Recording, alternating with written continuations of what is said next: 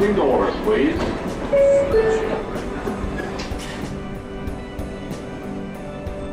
Riding the R is better than therapy because the therapist's office isn't in Bay Ridge, where everyone is so perfect with pretty friends and new cars that don't require them to have to take the train with strangers. Where the station's so far from my home, the seasons could change once I've walked the distance, which I think about sometimes at night, when the R is running local, which means it's always running local. Let's be honest about the slowest train in New York. And yes, I know the statistics, 13 miles per hour through Manhattan, somehow slower than biking, but I stay loyal like a dog, because this is the train that taught me how to leave. This is the only way out, the only train that could take me somewhere else when somewhere else was all I wanted.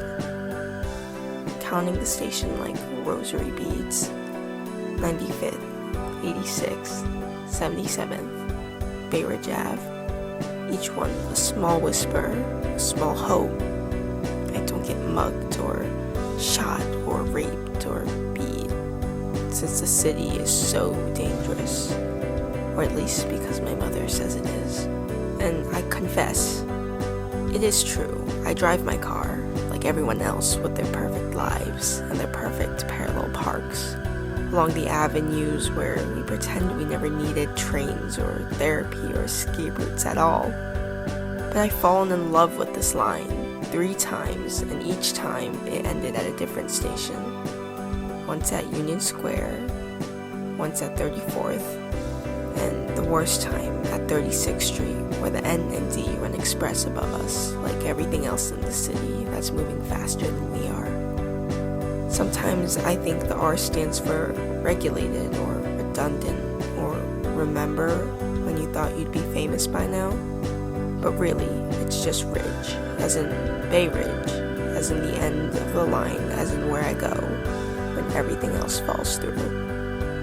Don't tell me about the Q or the L with their countdown clocks that work and their new train cars that talk.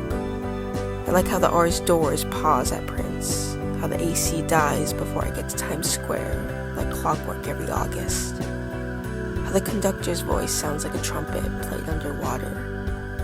I've learned more about patience from the R than any Zen master could teach me. I've learned that local doesn't mean less than. I've learned that sometimes the longest way home is the only way home.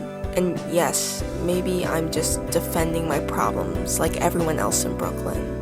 But at least I'm doing it on a train that's been running since 1916, surviving every budget cut, every transit crisis, every mayor who promised to fix it. So go ahead and take your express trains, your L to Williamsburg, your 7 to Hudson Yards. I'll be here with my book and my bodega coffee, watching Bay Ridge turn into Sunset Park, turn into Park Slope, turn into me.